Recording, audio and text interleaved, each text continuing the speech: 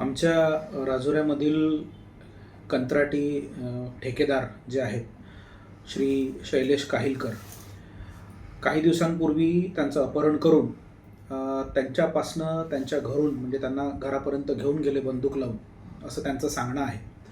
आणि त्या पद्धतीमध्ये त्यांनी FIR देखील पडोली पोलीस स्टेशनला नोंदवलेली आहे.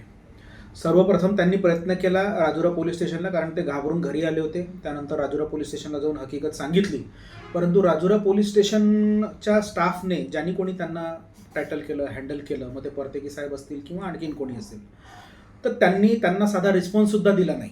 ही फार खेदाची बाब आहे आणि यावर निश्चितच काहीतरी ठोस कारवाई व्हावी अशी आमची अपेक्षा आहे.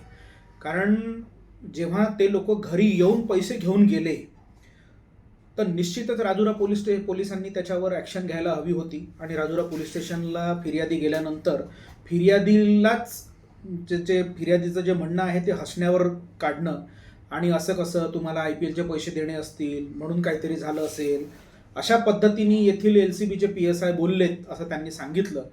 ही बाब अत्यंत खेदजनक आहे आणि पोलिसांकडून निश्चितच अशी अपेक्षा आम्हाला नाही.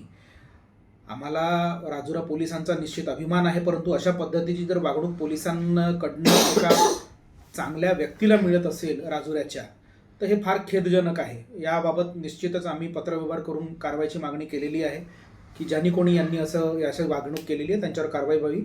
परंतु पडोली पोलीस स्टेशनमध्ये FIR झाली आणि पडोली पोलीस स्टेशनमध्ये FIR झाल्यानंतर त्या FIR मध्ये यांनी जे सांगितलं फिर्यादींनी की बंदुकीचा वापर आणि बंदूक दाखवून त्यांना धमकावण्यात आलं, तर बंदुकी संदर्भातला जो ॲक्ट असतो आर्म्स ॲक्ट, तो आर्म्स ॲक्ट या ठिकाणी FIR मध्ये लावण्यात आलेला नाही अशी फिर्यादीची तक्रार मिळालेली आहे.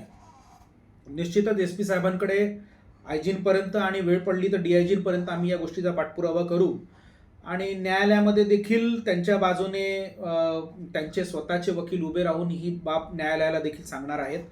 परंतु विशेष बाब अशी की एवढा मोठा गुन्हा घडल्यानंतर तो उघडकीस आला, पोलिसांनी स्वतःची पाठ थोपटून घेतली की 24 तासामध्ये आम्ही 3-4 लोकांना अटक केलेला आहे, त्यांच्यापासून 9.5 लाख रुपये रिकवर देखील झाले. याचा अर्थ की गुन्हा हा निष्पन्न झालेला आहे. मग जेव्हा गुन्हा निष्पन्न झालेला आहे तर मग आर्म्स ॲक्ट तुम्ही लावलं नाही, याचा अर्थ कुठेतरी तुमचं त्यांच्याशी काही आर्थिक व्यवहार झाला का, ही शंका या ठिकाणी निर्माण होते आणि पोलीस प्रशासनावर परत प्रश्नचिन्ह निर्माण होतं.